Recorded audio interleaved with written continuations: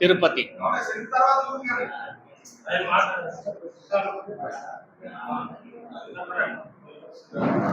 ఆంధ్రప్రదేశ్ రాష్ట్రంలో మరి మతపరమైనటువంటి విషయాల్లో ఒక విచిత్రమైనటువంటి పోకడలు సంతరించుకుంటూ ఉన్నాయి.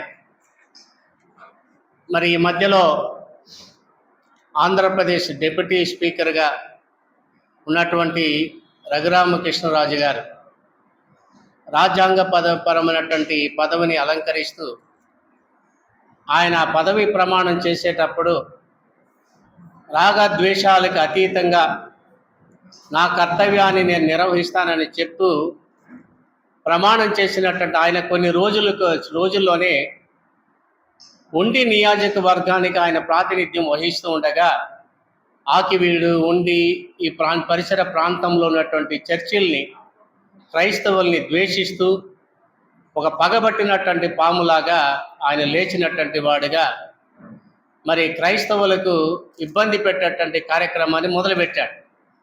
ఇందులో మొట్టమొదటిగా చర్చిలకు పర్మిషన్లు ఉన్నాయా, పర్మిషన్ లేని చర్చిలన్నీ తీసేస్తానని చెప్పి అప్పటికే ఉండి నియోజకవర్గంలో 10 చర్చిలు కూల్చేశాడు.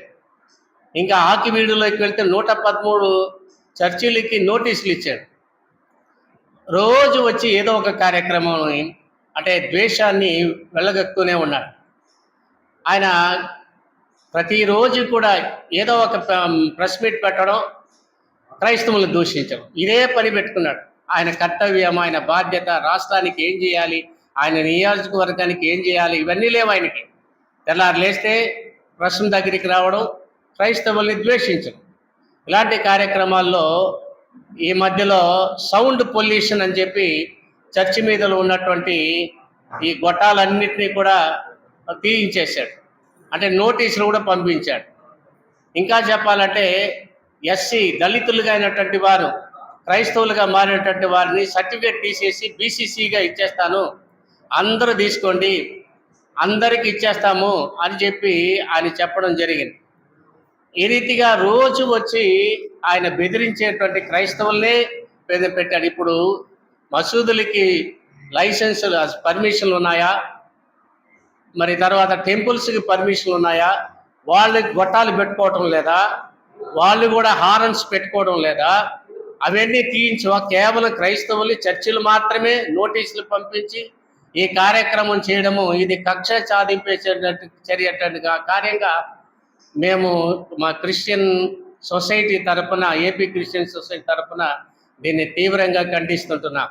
ముఖ్యంగా ఆయన క్రైస్తవం అన్నటువంటిది ఈ బెదిరింపులకి ఏమాత్రం భయపడదు. ఆ ఒక్క విషయం ఆయన గుర్తించుకోవాలి. నువ్వు ఎన్ని చట్టాలు తీసుకుని వచ్చినా, ఎన్ని బుల్డోజర్లు తీసుకుని వచ్చినా, ఈ బెదిరింపు ద్వారా మీరు మానుకోవాలని కూడా మేము క్రిస్టియన్ సొసైటీ తరపున మేము తెలియజేస్తూ ఉంటున్నాం. మరి రోజువారీ అనగా మా క్రైస్తవ సమాజం భక్తి జీవితంలో చాలా కఠినంగా ఉంటారు. సింహం బోన్లో వేశారు, మరి అగ్నిగుండంలో తోశారు, మరి గర్భిణీ స్త్రీల్ని లాక్కొని వచ్చి ఈడ్చుకొని రోడ్లో పడేశారు. ఇట్లాంటివన్నీ చరిత్రలు జరిగినాయి.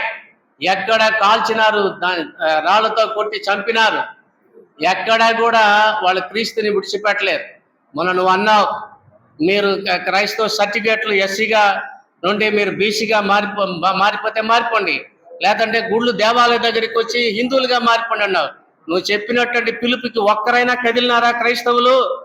ఏ క్రైస్తవుడైనా భయపడి వచ్చేసి అయ్యా నేను నా సర్టిఫికేట్ మార్చుకుని హిందువులోకి వచ్చేస్తానని ఒకడైనా చెప్పగలిగాడా? నీ బెదిరింపులకి, నీ పిలుపులకి రోజు వచ్చి ప్రెస్ మీట్లు చెప్పడాన్ని ఇక్కడ ఎవరు భయపడరని కూడా తెలియజేస్తుంటున్నా. కాబట్టి దయచేసి రఘురామకృష్ణరాజు, మీరు గౌరవపదంగా ఒక రాజ్యాంగ పదవిలో ఉన్నారు.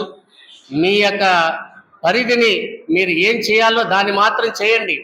మత ద్వేషాలు రెచ్చగొట్టనని మరి మీరు ప్రమాణం చేశారు, దానికి కట్టుబడి ఉండండి. క్రైస్తవులు ఎందుకు రెచ్చగొడతారు అనవసరంగా? ఇప్పుడు మాలాంటి వాళ్ళు వచ్చి మీతో మాట్లాడడం అంటే మీకు ఇది అవమానకరంగా లేదా? మేము ఎవరో ఎక్కడో ఉన్నవాళ్ళం, మీరు మమ్మల్ని గెలిపించి పంపించారు ఇక్కడికి. కాబట్టి మీరు అదుపులో చేసుకొని, మీరు ఇంకొక కోపం వచ్చి ఇంకా ఏమైనా చేయొచ్చు. మీరు చేస్తే కూడా భయపడేటువంటి వాళ్ళం కాదని మాత్రం మేము తెలియజేస్తుంటున్నాం. కాబట్టి మీరు రాజ్యాంగబద్ధంగా మీ పనిని ప్రజలకి సేవ చేయండి, మంచి చేయండి, మంచి పేరు తెచ్చుకోవాలని మేమందరం కోరుకుంటున్నాం. మేము అధికారుల కొరకు, రాజుల కొరకు, అందరి కొరకు ప్రార్థించేటువంటి సమాజం క్రైస్తవ సమాజం. మేము తన్నించుకునే వాళ్ళం, తీసించుకునే వాళ్ళం. కాకపోతే మీరు దాన్ని గుర్తించుకొని ఇంత శాంతిమూర్తులుగా ఉన్నటువంటి వారితో కూడా మరి మీరు ఇంత కఠినంగా వ్యవహరించడం సరైనటువంటి పద్ధతి కాదని తెలియజేసుకుంటారు. నా పేరు జేమ్స్ కుంపట్ల అండి, ఏపీ క్రిస్టియన్ సొసైటీ. రఘురామకృష్ణరాజు గారు రాజ్యాంగ విరుద్ధంగా, ఆయన ఏదో నీతిమంతుడిగా, ఆయన సక్రమంగా రాజ్యాంగ పద్ధతిలో క్రైస్తవులు చర్చికి వెళ్ళేవాళ్ళు చర్చిలు ఉండాలని చెప్పడానికి ఆయన అనర్హుడు. ఒక రకంగా ఆయన రాజకీయ వ్యభిచారం అంటాం. పార్లమెంట్లో వైసీపీతో గెలిచి ఆయన ఆ పార్టీతో ఉండకుండా వేరే పార్టీలతో 5 సంవత్సరాలు గడిపిన వ్యక్తి. ఇప్పుడు కూడా తెలుగుదేశంతో గెలిచి తెలుగుదేశం కార్యకలాపాలకు నేను వెళ్ళట్లేదని చెప్తున్నారు. ఇటువంటి వ్యక్తిని రాజకీయ వ్యభిచారిగా గుర్తించవచ్చు.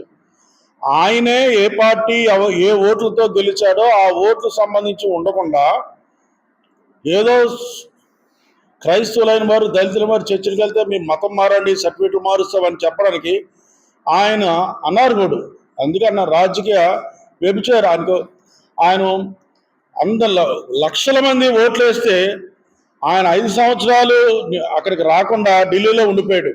ఇంకా ప్రజల కోసం ఏం చేయగలుగుతాడు అటువంటి వ్యక్తి? అంతేకాదు రఘురామకృష్ణరాజు గారు ఆర్థిక దోషిగా కూడా, ముద్దాయిగా కూడా కనబడుతున్నారు. ఆయన అన్ని అక్రమాలు చేసి ఆ ఉండి నియోజకవర్గంలో, రాష్ట్రంలో కూడా చర్చికెళ్ళి ప్రతి ఒక్కరూ సర్టిఫైడ్ క్రిస్టియన్గా ఉండాలని బలవంతం చేయడాన్ని, అలా చెప్పడానికి ఆయన అనర్హుడిగా నేను ఈరోజు చెప్పడం జరుగుతుంది. అంతేకాదు ఆయన చేస్తున్న కార్యకలాపాల వలన రాష్ట్రంలో ప్రతి శాఖలో, ప్రతి షాపులో, ప్రతి పరిస్థితుల్లో 2 మతస్థులు 3 మతస్థులు కలిసి పనిచేసే అవకాశం కోల్పోతుంది మన దేశం. ఇప్పుడు ఆయన శాఖలో క్రైస్తవులకు పనిచేయలేని పరిస్థితి, లేకపోతే ఒక డిపార్ట్మెంట్లో హిందువుల దగ్గర క్రైస్తవులు పనిచేయలేని పరిస్థితి, క్రైస్తవుల దగ్గర హిందువులు పనిచేయలేని పరిస్థితిని, కనీసం ఒక హాస్పిటల్కి వెళ్ళాలన్నా ఏ మతం వాళ్ళు ఉన్నారు, అక్కడ ఎవరు ట్రీట్మెంట్ చేస్తారన్న పరిస్థితుల్ని రఘురామకృష్ణరాజు గారు అంత విద్వేషపూర్వకమైన కార్యకలాపాలు తీసుకొస్తున్నారు. కనుక మేము ముఖ్యమంత్రి గారికి, గవర్నర్ గారికి, స్పీకర్ గారికి ఆయన బర్తరఫ్ చేయాలని మేము మెమరాండం ఇవ్వడం జరిగింది.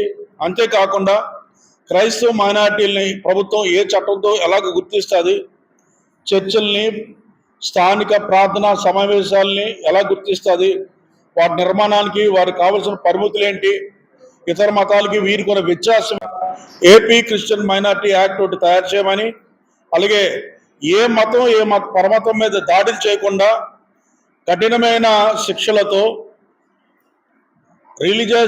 Prevention of religious atrocity act తయారు చేయమని మేము నివేదిక ఇవ్వడం జరిగింది. ఈ విషయంలో త్వరగా ప్రభుత్వం పట్టించుకోవాలి. ఎందుకంటే ప్రభుత్వం ఇప్పటి వరకు సంవత్సరన్నర కాలం నుండి సుమారు 10 చర్చిలు కూలుస్తూ 500 ఇళ్ళు పైగా కూల్చివేసి ప్రతిరోజు క్రైస్తవులను టార్గెట్గా అవహేళన చేస్తూ క్రైస్తవులు చర్చిలో వాడిన భాషతో ఆయన ఇంటర్వ్యూలో చెప్పడం, ఇలాగా ప్రజలు ఇబ్బంది పడతారు కదంటే పోనీ అని కూడా మాట్లాడుతున్నాడు. అలాంటి వ్యక్తి మేము కూడా గౌరవం ఇవ్వలేం. డిప్యూటీ రాజు విషయంలో ఆయన ఆర్థిక నేరస్తుడిగా, అంతేకాదు రాజకీయ వ్యభిచారిగా, అంతేకాదు సమాజంలో అన్ని మతస్థులు కలిసి బ్రతకకుండా ఉండేలాగా ఆయన అనేక ఆర్ఎస్ఎస్తో చేతులు కలిపి వాళ్ళ ఆలోచనతో నడుచుకోవడానికి మేము ఖండిస్తున్నాం. ఈ మాటలు ముగిస్తున్నాం. కొంతమంది భక్తిగా పాటించడం వేరండి. మతం మారడం చట్టం ఏం చెప్తుందంటే, కోర్టు తీర్పులున్నాయి, చట్టం ఏం చెప్తుందంటే ఎవరైతే ఏ మతాన్ని పాటించకుండా ఒక్క క్రైస్తవ మతాన్నే స్వీకరించి దానికే కట్టుబడి ఉండి ఆ చట్ట డిక్లరేషన్ ఇస్తాడో, నేను క్రైస్తవునిగా నా మతాన్ని నేను కొనసాగుతానని చెప్తారో అది మతం మారడం అండి. అటువంటి వ్యక్తి మీరు అన్నట్టు 1915 ఆర్డర్ ప్రకారం వారు మార్చుకోవాలి.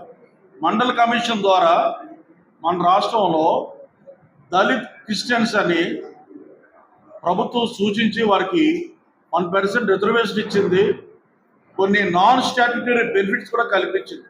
కనుక మతం మారడం అంటే నేను స్వతంత్రంగా నేను రిటర్న్ డాక్యుమెంట్ ఎఫిడవిట్ ఇచ్చి పలానా మతం నుండి పలానా మతాన్ని కొనసాగుతానని ఒప్పుకోవడం, అదే మతం మారడం అండి. కానీ చర్చికి వెళ్ళడమో బైబిల్ పట్టుకోవడమో, మీరు ఈ మధ్య తీర్పు చూసారు, హిందూ అంటే ఇంట్లో దీపం వెలిగించినా సరే వాళ్ళు ఆలయాలకు వెళ్ళక్కర్లేదు, నిన్నగా మొన్న వచ్చి తీర్పు కూడా మీరు చూశారు. కనుక వారు ఏ మతాన్ని ఏ విధాలుగా ఉన్నంత మాత్రాన, మెడలో సిలువేసుకున్నంత మాత్రాన, కుటుంబంతో చర్చికి వెళ్ళినంత మాత్రం, మేడమే స్టార్ ఉన్నంత మాత్రం క్రైస్తవులు కాదు.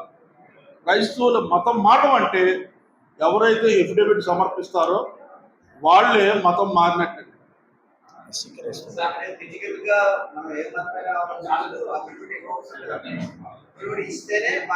అంటే మతం మారడానికి నుండి క్రిస్టియన్ గా మారితే తప్ప, మతం మారడానికి బౌద్ధులు మారినా లేదు, సిక్కులుగా మారి ఎస్సీలుగా ఉండి సిక్కులుగా మారితే లేదు, క్రైస్తవులుగా మారితే మాత్రం ఇది 1950 ఆర్డర్ లో ఉంది. అంటే సార్ మతం మారడం ముస్లింస్ కూడా లేదు, అంటే మతం మారడం.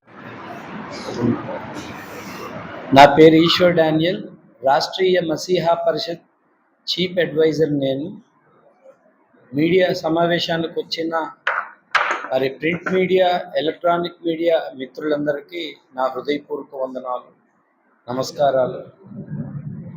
ఎందుకంటే మీడియా సమావేశం చేయడం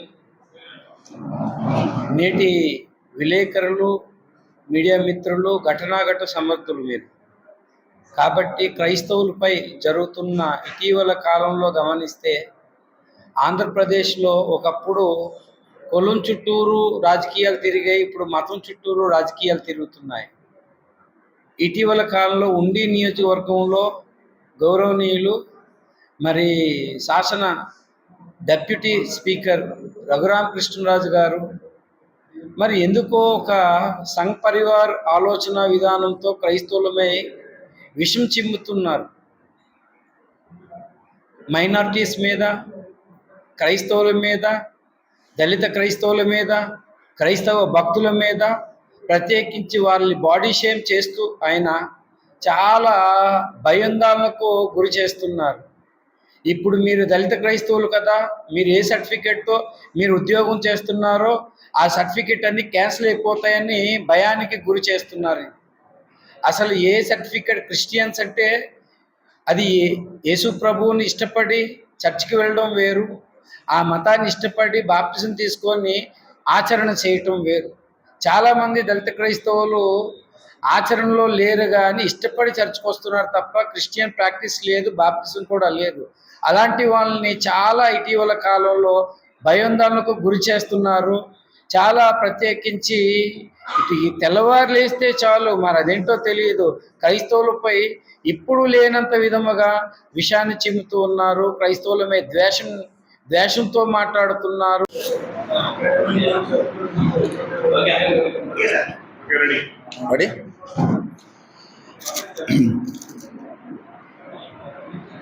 అందరికీ నా నమస్కారం. ముఖ్యంగా విజయవాడ నడిబొడ్డు నుంచి ఈ యొక్క ప్రెస్ మీట్ పెట్టడం జరిగింది. మరి మీడియా మిత్రులకు ఈ యొక్క కార్యక్రమాన్ని వీక్షిస్తున్న మీ అందరికీ కూడా నా నమస్కారాలు. ఈ యొక్క ప్రెస్ మీట్ పెట్టడానికి గల ముఖ్యమైన కారణం త్రిబుల్ గారు మీ అందరికీ తెలుసు, డిప్యూటీ స్పీకర్గా ఈ యొక్క ఆంధ్రప్రదేశ్కి గౌరవప్రదమైనటువంటి పదవిని అధిష్ఠించిన ఆ రఘురామకృష్ణరాజు గారు ఈరోజు మతాల మధ్య చిచ్చు పెట్టి మత విద్వేషాలు రెచ్చగొట్టి ఉండి నియోజకవర్గంలో మరి నియంతృత్వ పరిపాలన ఒక హిట్లర్ లాగా, లేకపోతే ఒక రాజకీయానికి అతీతంగా, ఇది ఏ రాజకీయ నాయకుడు కూడా ఇంతవరకు అలా చేయలేదు, అలాంటి భయంకర పరిపాలన ఉండి నియోజకవర్గంలో జరగడం చాలా బాధాకరమైన విషయం. ఆకువీడు అనే ప్రాంతంలో అక్కడ ఉన్నటువంటి క్రైస్తవుల మీద కత్తిగట్టి కక్షగట్టి తెల్లవారులేస్తే ఒకటే పనిగా ప్రెస్ మీట్లు పెట్టి క్రైస్తవులు అంతు చూస్తాను, క్రైస్తవుల్ని లేకుండా చేస్తాను, క్రైస్తవ్యాన్ని నిర్మూలన చేస్తాను, క్రైస్తవ చర్చలు కూల్చేస్తానని మాట్లాడడం యావత్తు క్రైస్తవ్యానికి మరి బాధ కలిగింది. మా మనోభావాలు దెబ్బతీసే విధంగా ఆయన ప్రవర్తన ఉంది. కాబట్టి ప్రెస్ మీట్ పెట్టి మేము మాట్లాడడం జరుగుతుంది. ప్రజల వలన, ప్రజల కొరకు, ప్రజల చేత నియమింపబడిన ప్రభుత్వాలు ప్రజల కొరకు పని చేయాలి, మతాల కోసం కాదు. అన్ని మతాల సమ్మిళితమే మన భారతదేశం. భిన్నత్వం ఏకత్వం కలిగిన ఈ భారతదేశంలో ఎవరు ఏ మతాన్నైనా అవలంబించుకోవచ్చు, ఎవరు ఏ మతాన్నైనా పాటించుకోవచ్చు. ఇప్పుడు రఘురామ్ గారు, కృష్ణరాజు గారికి వచ్చిన ప్రాబ్లం క్రైస్తవ మతము రఘురామ కృష్ణరాజు గారు పుట్టక ముందే ఈ భారతదేశంలో ఉంది. అలాగే ఏ క్రైస్తవుడైనా ఆ క్రైస్తవ్యాన్ని అవలంబించవచ్చు, ఇతరాత్రులు ఎవరైనా సరే ఆ మతాన్ని స్వీకరించవచ్చని భారత రాజ్యాంగమే హక్కు ఇచ్చింది. భారత రాజ్యాంగానికి వ్యతిరేకంగా చట్ట విరుద్ధంగా ఆయన పరిపాలన చేస్తున్నారు. ఆయన పరిపాలన మేము తీవ్రంగా ఖండిస్తున్నాం. క్రైస్తవులు ఓట్లే వేయకుండానే మీరు గెలవలేదు అక్కడ. ఈరోజు ఆకుబీడ్ల పరిస్థితి ఆలోచిస్తే మరి అక్కడ పూర్వీకులు కట్టినటువంటి గుడిని కూడా నిర్మూలన చేసి అక్కడ మరొక మందిరాన్ని కట్టాలని అనుకున్నప్పుడు మరి అక్కడ ఉన్న కొంతమంది మనోభావాలు దెబ్బతీశారు. అలాగే ముఖ్యంగా క్రైస్తవులు వారి విషయం ఆలోచిస్తే వారిని చాలా బాధకి, క్షోభకి గురి చేశారు. మరి మీ పరిపాలన చట్టవిరుద్ధంగా ఉంది. ఒక మత మార్పిడి అనే మాట మీరు మాట్లాడుతున్నారా, దానికి మీరు హక్కుదారులు కారు. ఎందుకంటే ఒక పార్టీలో గెలిచి మరొక పార్టీలోకి వెళ్తున్నారు. మీరు పార్టీ మారకుండా మాట్లాడాలి. ఇందాక అన్నగారు చెప్పినట్టుగా మీరు రాజకీయ వ్యభిచారిగా ప్రవర్తిస్తూ ఒక పార్టీలో గెలిచి ఇంకో పార్టీలోకి వెళ్ళిన మీరు మరి క్రైస్తవ్యం కోసం మత మార్పిడి అనే మాట అనడానికి మీకు హక్కు లేదు. మీ పరిపాలన సరిగ్గా లేదు, చట్ట విరుద్ధంగా, రాజ్యాంగ విరుద్ధంగా ఉంది కనుక ఈరోజు ఉండి నియోజకవర్గంలో ఉన్న అందరూ ఏకమై ఆయన పరిపాలన వ్యతిరేకిస్తున్నారు. మేము కూడా క్రైస్తవులుగా వ్యతిరేకిస్తున్నాం. ఆయన చాలా హేళనగా బైబిల్ని, క్రైస్తవ్యాన్ని ఖచ్చితంగా ఆయన క్రైస్తవ్యాన్ని క్షమాపణ చెప్పి తీరాలి. మీ పరిపాలన లోటుపాట్లు ఉంటే వాటిని సవరించుకోండి. మరి క్రైస్తవ్యం భారతదేశంలో ఒక భాగం. మీలాంటి వాళ్ళు ఎవరు కాదన్నా అవునన్నా భిన్నత్వం ఏకత్వం కలిగిన ఈ దేశంలో అన్ని మతాలు, అన్ని కులాలు కలిసి భారతదేశం ఈరోజు నడుస్తుందని, భారతదేశ ప్రజలుగా ఉన్నారని, 150 కోట్ల మంది కంటే ఎక్కువగా ఉన్న ఈ ప్రజానికం, భారతదేశంలో ఉన్న ప్రజలందరూ కూడా సమ్మిళితమై బ్రతుకుతున్నారని, ఈ జీవన విధానాన్ని అన్నదమ్ములుగా కలిసి ఉన్న అందరినీ కూడా మతాల పేరిట విడగొట్టడం తప్పు అని ఇందు మూలంగా ఆయన చేసిన వ్యాఖ్యానాల్ని, ఆయన చేస్తున్నటువంటి కార్యక్రమాలని తీవ్రంగా మరి ఖండిస్తూ మత చిచ్చు పెడుతున్న త్రిపులార్ గారు మానుకోండి మీ ధోరణి. మరి ఈ యొక్క ధోరణి మానుకొని భిన్నత్వం ఏకత్వం కలిగిన దేశంలో అందరూ సమానం, అన్ని మతాలు సమానం అని అలాంటి పరిపాలన చేయమని ఇందు మూలంగా మీకు హెచ్చరిస్తూ నా మాటలు ముగిస్తున్నాను. Thank you all.